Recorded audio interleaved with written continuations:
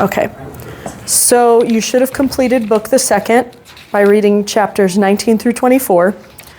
And before we have our quiz on book the second, all of book the second, we're going to go through chapter by chapter just really briefly because I don't have a lot of time. Got like 25 minutes. It's 11 minutes. Yeah, I've got like 20. I want to do like 25 minutes. So I'm going to try to fly through some of these. And I'm probably not going to read anything from the book itself. I'm just going to use my notes. Okay, so we're on chapter 19, right? And where are we? Sometimes it's hard to recall, like, where are we starting again? What did we read? In the Manette's house. So the focus is Dr. Manette. He awakens. We left off at him hammering away, right? For how long? 9 days. 9 full days. Nights. Yeah.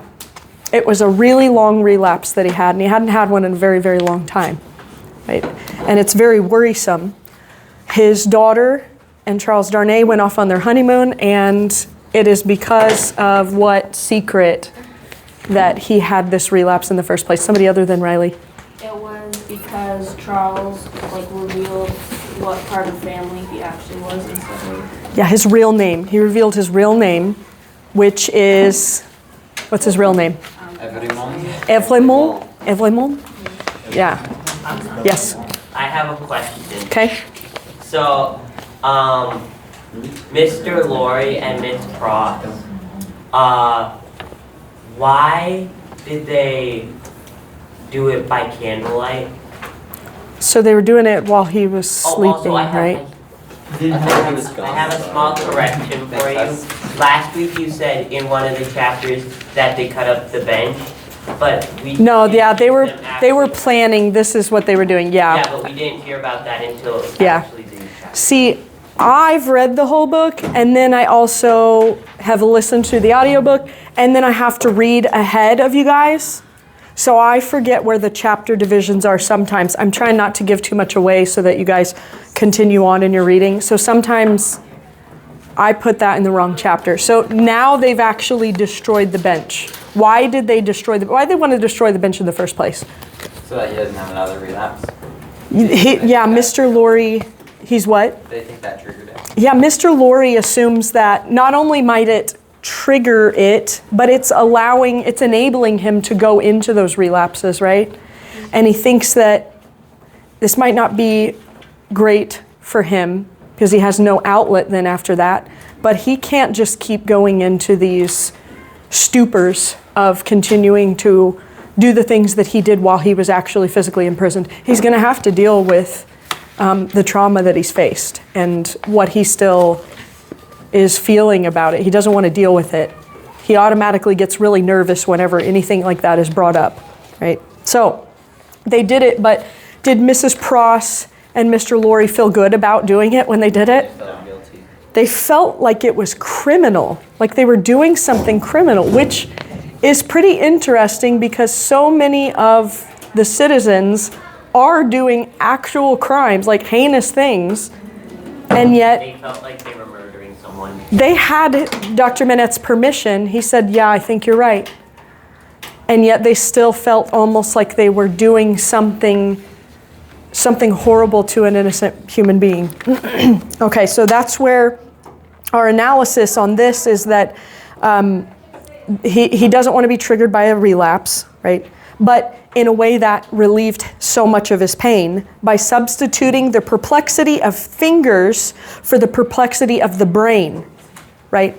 That's what some of you might be doing whenever you have a lot of stress going on and you don't want to deal with your actual issue, and so instead you go and watch some TV or listen to some music or play a video game or, I don't know, hang out with friends, or you do something different to try to get your mind off of it, but does it solve the problem? No, it's still there. No, actually, it can make it worse because then you have less time to deal with the problem, but it's still there. All right, so we're going to go on to chapter 20. We have Lucy and Darnay returning from their honeymoon.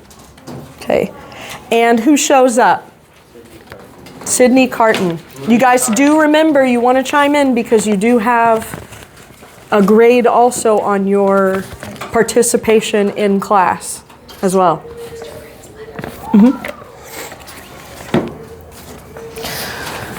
All right, so Sydney Carton comes to visit.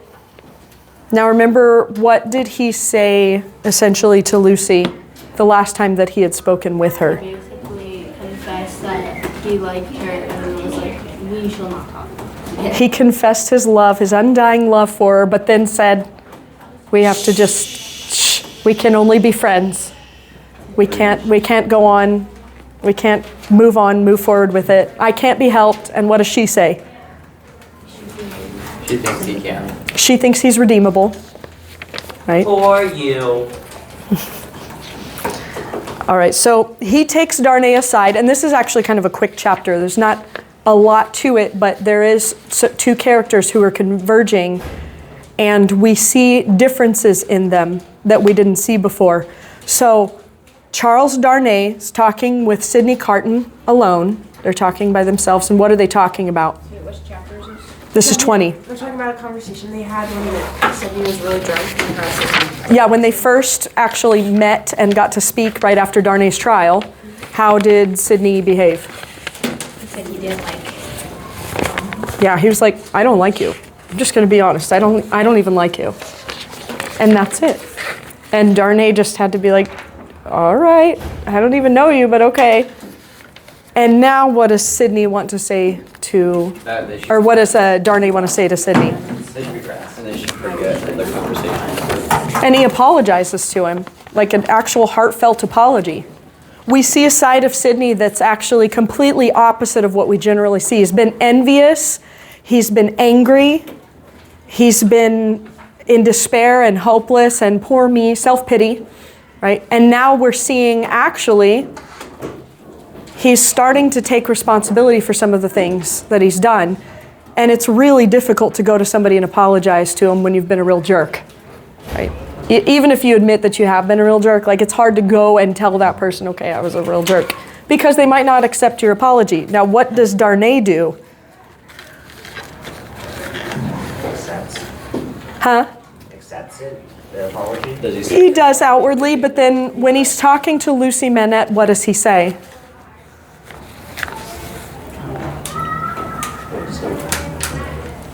This was maybe harder to catch because it was a long conversation that they had. But then Kind of keep an eye on him. he's like, I mean, he's reckless, he's careless, he's doing these things, and he's just like a child, a toddler. But what does Lucy say? She defends him and said he needs a friend. Yeah, you should have compassion, give him some grace. He's got redeemable qualities, okay? Now, this is important. Dickens, when he created the character of Lucy Manette, we already talked about who he kind of tried to model her after, and that was Ellen, whatever her name was, last name, the actress that he was deeply in love with, that he just thought there was no flaw in her. But in the same way, he tries to, Lucy isn't meant to even be a real person, like any real person at all. She's perfect. He's trying to make her, instead of a character, she's actually the embodiment of hope and light in the world. She's the ideal of femininity and salvation, in a way.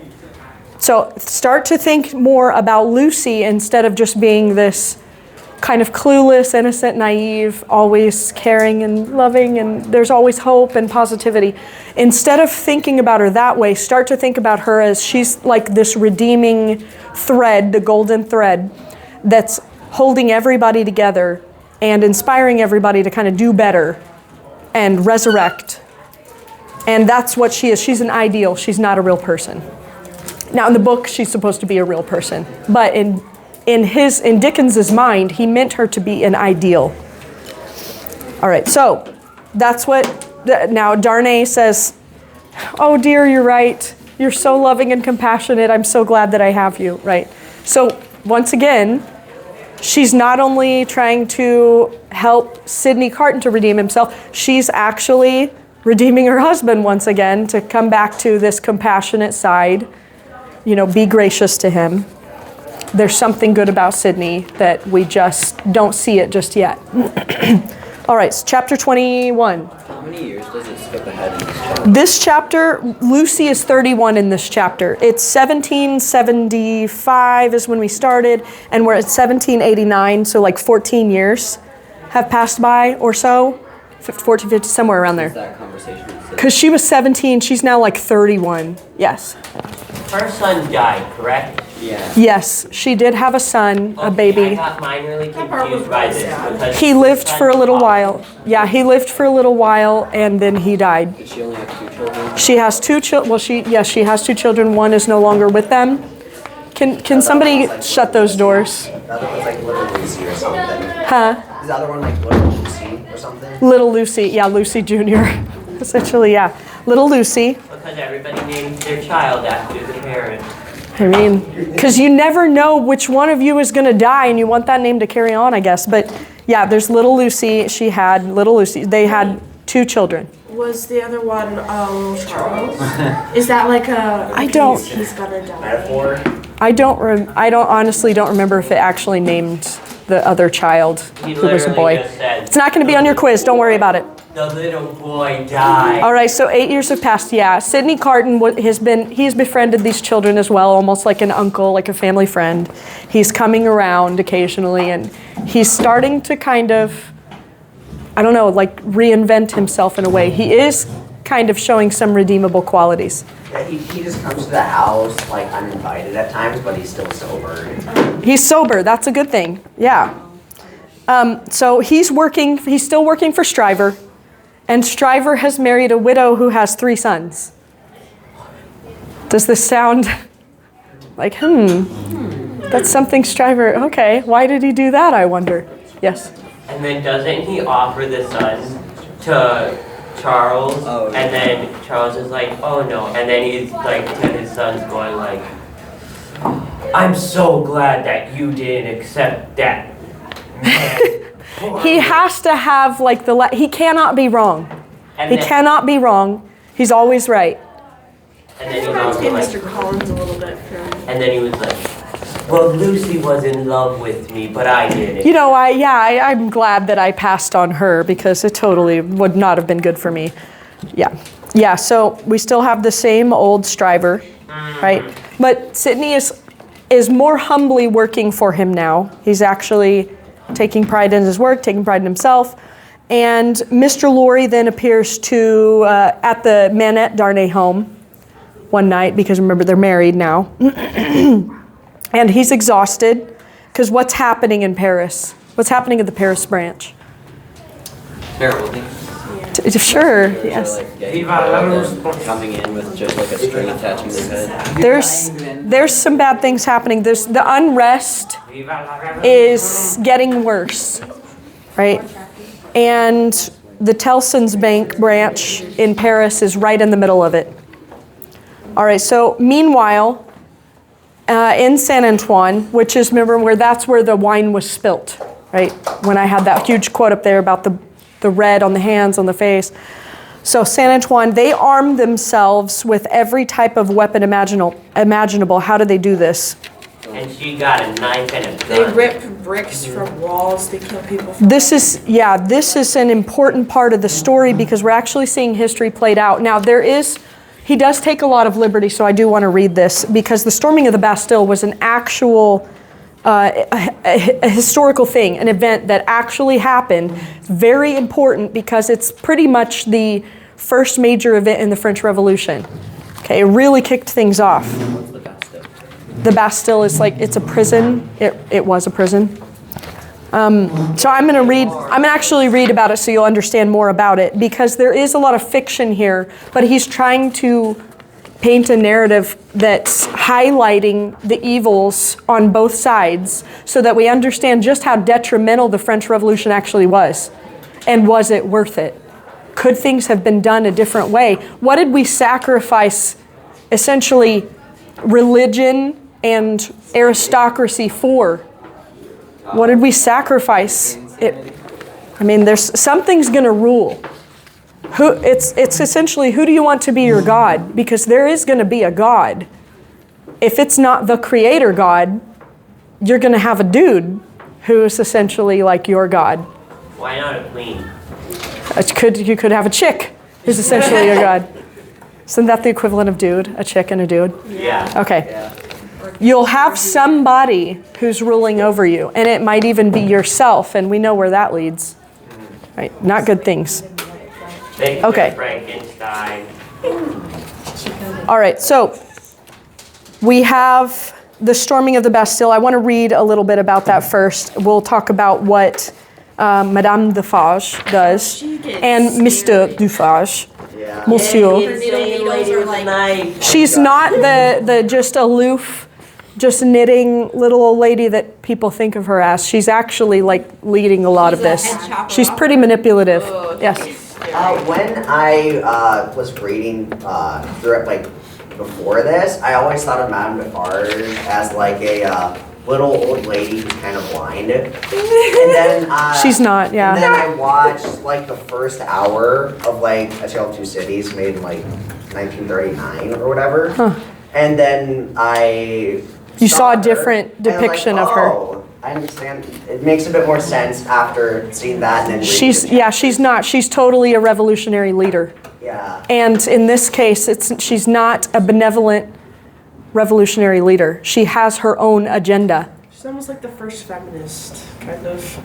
Sort of. Well, her motivation, we're going to talk about that as well. So the storming of the Bastille, on July 14th, 1789, you're going to want to listen to this, fears that King Louis XIV, so the 16th, was about to arrest France's newly constituted National Assembly, led a crowd of Parisians to successfully besiege the Bastille. Now, all that is to say, the National Assembly was, the people were trying to push over more toward democracy so they could have some representation.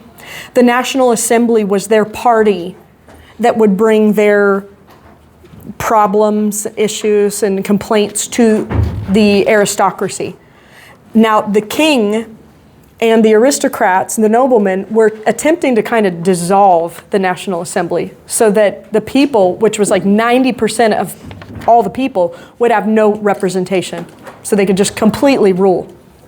All right, so this, of course, sparked outrage, and they headed to the Bastille, kind of like a protest. That was essentially what it was at first. It was not, they were not wanting to become violent. Why'd they arm themselves with weapons? So you got a lot of information from the book, which is, he took a lot of liberty with the fiction on this. So I'll tell you what happened.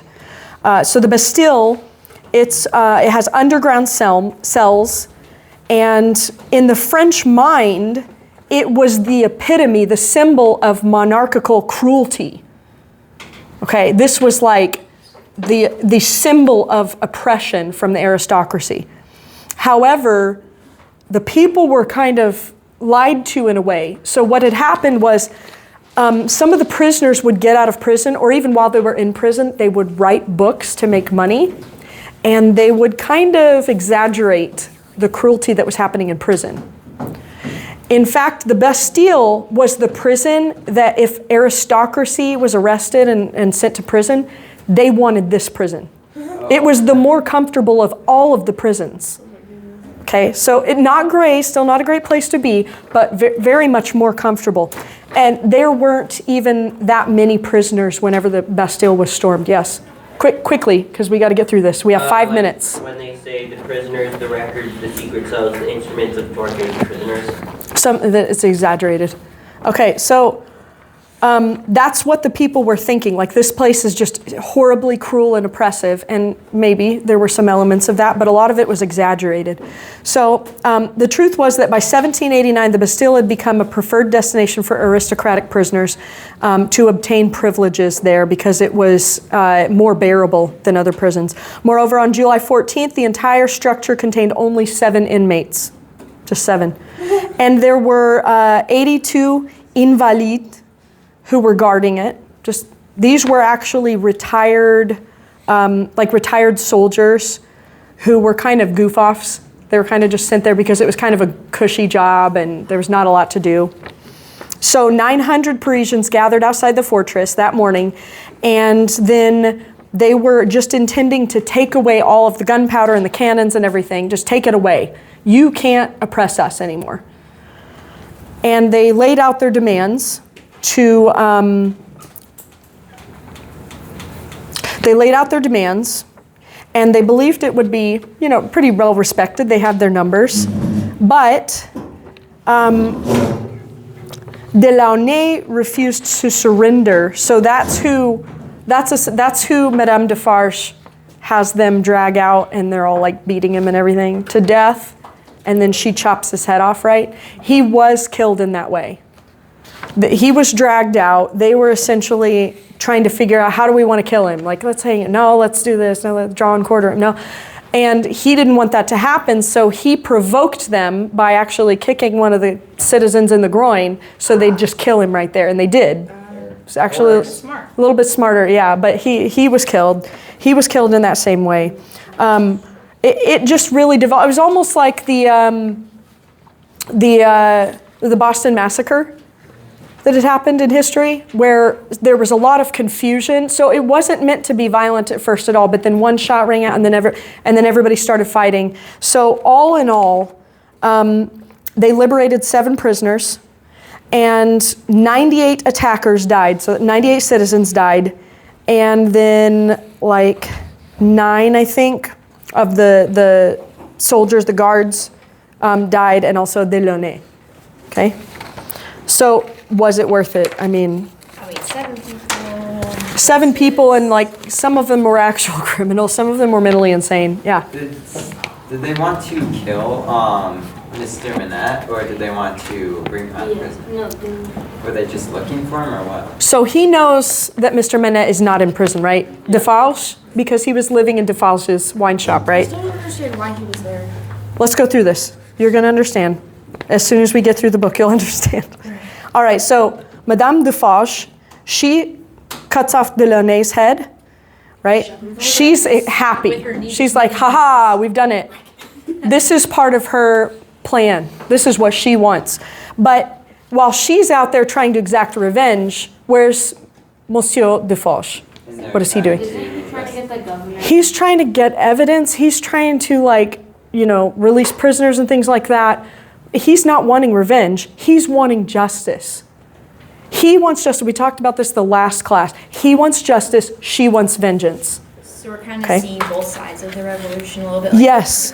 Because there were a lot of people. No, there was no unification in it, except that everybody was feeling the oppression and the starvation and the cruelty. So the hungry guy who was gnawing on his fingers. All right, so we have that. This is why I wrote this up here, and I had Psalm 82, essentially. I can just read that really quickly. Yes, we really don't have time. What? It's about the Okay. next chapter, so I can wait. Okay, hang on. Psalm 82. God has taken his place in the divine council. In the midst of the gods, he holds judgment. How long will you judge unjustly and show partiality to the wicked? Give justice to the weak and the fatherless, and maintain the right of the afflicted and the destitute. Rescue the weak and the needy. Deliver them from the hand of the wicked. Is that happening in France? No. The wicked are like getting away with murder, essentially, and the poor people are getting their heads chopped off for stealing some bread or something like that, right? And then it's So we have the opposite. We have the wicked being emboldened, and we have the weak being oppressed. So this is what God is talking about. And when that happens, the people groan. This isn't just like, oh, the people are miserable. This is something that motivates people to take it into their own hands. Okay. Yes. One small tiny thing. So that Hurry. is the thing we say at the beginning of history. Yeah, I heard. But instead of grown, it's more. All right, so chapter 22, it's a week later after the Bastille, and then we have them still, they're not satisfied, right? They're still looking for more and more bloodlust because they haven't gotten what they want yet, and they know it's going to take more and more. What's Yes? the name of the one lady? What do they call her? The Vengeance. The Vengeance, that's like Madame Defarge's assistant, her right-hand woman. I have a question about the Yeah? so about the Bastille. So they went up in the north. Jacques went up in the tower, right? Yes. Did he actually find something in the chimney? He was looking for He something. reached his hand and they didn't say anything. He was looking for something, essentially. What was he looking for? What was he looking for? Yes? So was just one tiny little thing. So I don't know how to say this stupid guy's name. The F-O-U. Foulon. Thank you. Foulon. Foulon. Okay, so they seize him. They stuff his mouth with grass and they hang him from a lamppost. This actually happened. I believe that I think that he's a real person. This actually happened. His son was killed as well. So it satisfied their bloodlust for the night, but not their hunger. It didn't actually get them anywhere. It's just vengeance. Okay. So we've seen the sins of the aristocracy. Charles Dickens has not been, he's not hidden in any way, shape, or form the sins of the aristocracy. But also now we're seeing the sins of the laymen and the peasants. They're not innocent. Just because they're oppressed, they're not completely innocent. Okay, so he's trying to show both sides that there's wrong on both sides. We have different types of wrong. Okay, and rulers are held to a higher standard in God's eyes. They're going to be definitely held to a higher standard. All right, so chapter 23, we then have Gabel, right? He's the tax collector, and what happens with him? He's captured by... Well, after they burned the estate. He goes up to his roof, right? He's actually like on the roof because he's terrified. Oh, yeah. He's a tax collector. Okay, does that remind you of any biblical stories about tax collectors? So Jesus redeems a tax collector. Zacchaeus. Several tax collectors. Oh, man, was he? Matthew was a tax collector. Yeah, I was. Levi one too. How dare you? Levi was a doctor. No, Luke was a doctor. Yeah, I don't remember what Levi was. Matthew was a tax collector. This one, right? All right, so you feel sorry for this guy. You're like, yeah, but oh man, he's a corrupt tax collector. But he's a human being as well. Dickens is kind of humanizing the aristocracy also. We're seeing it through the view of both sides. I Okay. think he was a corrupt tax collector, or is he just a tax collector? I mean, almost every tax collector back then when it was this oppressive was pretty corrupt. All right, chapter 24, 3 more years pass by. The French Revolution has succeeded in removing the royalty and the aristocracy from power. So they got what they wanted, essentially. But you can't just leave a void. It has to be replaced with something. Because a void is often worse than an oppressive aristocracy. That's how a lot of wars just wage on and on and on. All right, so one afternoon we're at Tellson's. Darnay and Mr. Lorry discuss Mr. Lorry's impending trip to France, where he's going to manage Tellson's Paris office and try to salvage what property and papers are left there. Because everything is it's horrible. There's riots, there's mobs, it's dangerous. And then we've got Stryver, and he's out there buddy-buddy essentially with the French nobles, right? Because he doesn't really care about the politics of things. He wants to make his way up. That's what he cares about, me. And he's acted stupid again. And proud, very proud. So what does Darnay do? What does he offer to do? I'll go to France. Which, is that a good idea or a bad idea? Horrible idea. It's a horrible idea. He knows it's a bad idea, right? But why does he want to go? Why does he feel compelled to go? So that Mr. Lorry won't have to. Not just that. Something to do with Gabel. Yes, there was a letter that Gabel wrote. And who is Gabel to Darnay? Did you catch who that is? One of his servants. Cousin? Yeah, one of his Brother. servants that he told to stop taxing Friend. people. So he's been devoted to his family, kind of like how Mr. Lorry has been devoted to Dr. Manette. And Gabel essentially is like, save me, help me. I'm going to be put to death. Help me. And Darnay feels that he must risk his life to do this because that's his friend, and that's his loyalty to him. And so he's having this inner turmoil as well, but he must go. And he even echoes out the last words of Gabel's letter. And he feels guilty. He can't stay, right? What would he tell his children?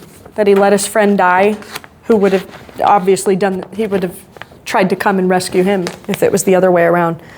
And so he rides away knowing that he might not, in fact, he probably won't come back. Well, on the back of the book, So in a sense, we have possibly a resurrection of Gabel and possibly a burying alive of Darnay once again. So there's these themes throughout. I'm going to hand out the quiz.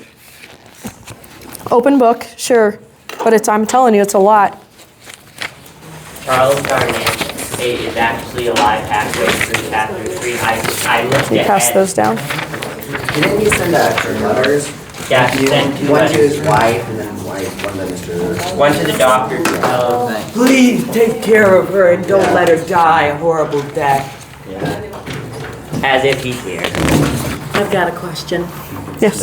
My family, or my mom and I are going to Williston, North Dakota today. Can I usually do this in the car potentially? You do, yeah. Okay. You're auditing, so you don't have to, you just have to give it to your parents or whatever. I still need one more though, don't I? Let's see. Let me have that real quick. I'm gonna make a copy of this because it doesn't matter. I still need one more of these. I'm gonna give one to you to give to your brother. Okay? All right.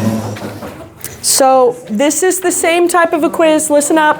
I'm going to go over the quiz. I'll give you some extra time after class as well if you need some extra time, a few extra minutes. You do have extra time, though. I'm giving you a little bit extra today. 3 to 5 complete sentences, not short sentences.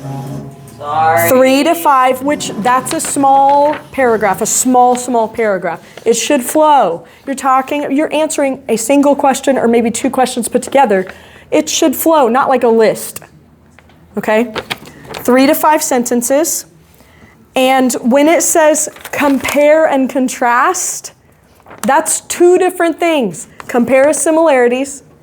Contrast Is what's different. is between them. differences. Yes. All right. You notice on the third question, there's 2 questions to answer. Answer both of them. 3 to 5 sentences overall for that whole question, but there's 2 things you need to answer in that. First one? It's number 3.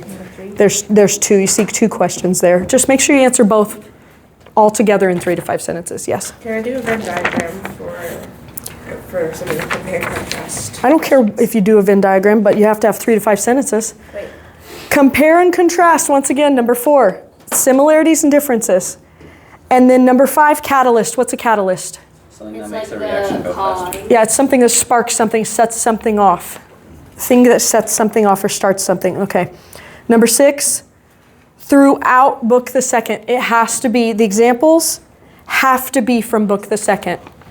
Don't go back to book the first, okay? All right. You can take this within class period, open book. Go ahead and look through your book. I will allow you to also, if you feel like you didn't get a great grade, you can correct stuff the next time after I hand them back. You can correct it and bring it back to me.